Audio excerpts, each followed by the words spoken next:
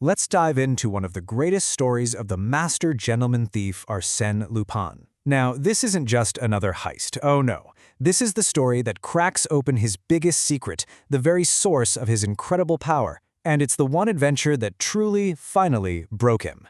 This is the story of the Hollow Needle. You have to understand, by this point in his career, Arsène Lupin wasn't just a thief. He was a legend, a total force of nature. It felt like he could steal anything, outwit literally anyone, and his resources just seemed infinite. For all intents and purposes, the man was completely untouchable. But that's the real question, isn't it? Where did all that money and power actually come from? And maybe even more shocking, how on earth did a 17-year-old high school student figure out a mystery that had the greatest detectives in the world totally stumped? Because that's really what this whole story is all about, a duel of brilliant minds. On one side, you've got the master himself, Lupin, and on the other, maybe his most challenging opponent ever, Isidore Beautrelet, a brilliant, kind of arrogant, and just unbelievably sharp amateur detective who's still in high school. Okay, so our story kicks off, like so many great mysteries do, with a bizarre crime at a remote country mansion, the Chateau d'Ambrumésy, out in Normandy. And the scene is just pure chaos. The owner, a count, has been murdered. A priceless painting is gone. The killer seems to have just vanished from a completely locked and guarded room. And to top it all off, the count's beautiful niece, Raymond, is missing, and everyone fears the worst. The police? They have absolutely no idea what's going on. So while the official police, led by Lupin's old rival Inspector Ganimard, are scratching their heads, this 17-year-old kid named Isidore Beautrelet just happens to be on holiday nearby.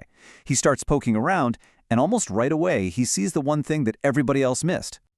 You see, while Ganimard and the police just assumed, oh, it must be Lupin, he was the killer, Beautrelet's logic just flips the entire case on its head.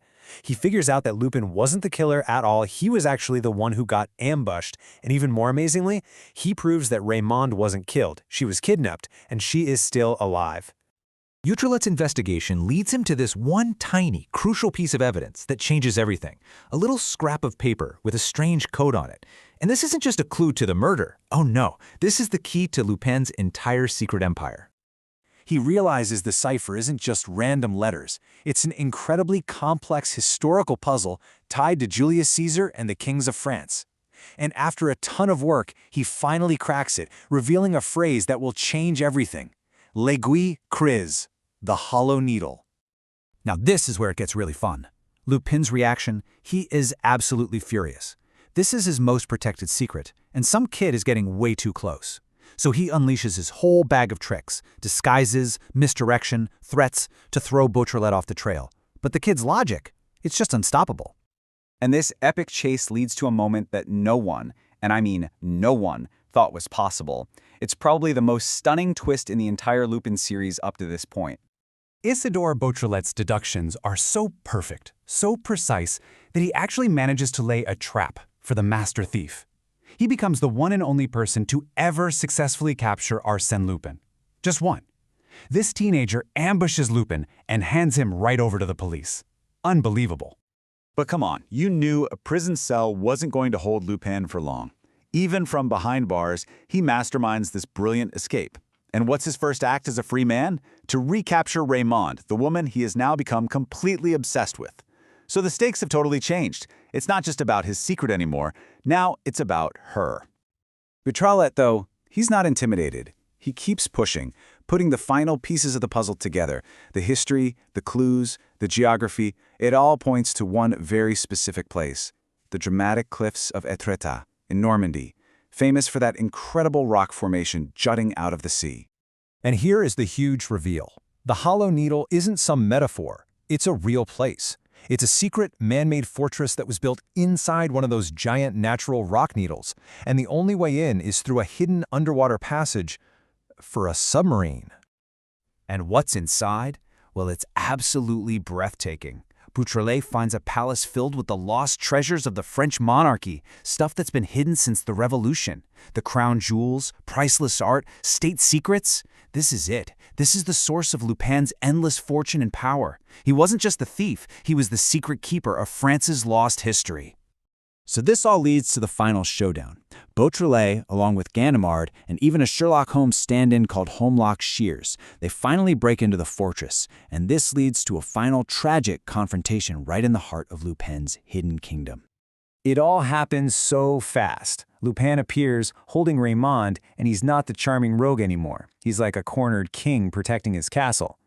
In the struggle, a shot is fired, and Raymond, the woman he loves, is killed.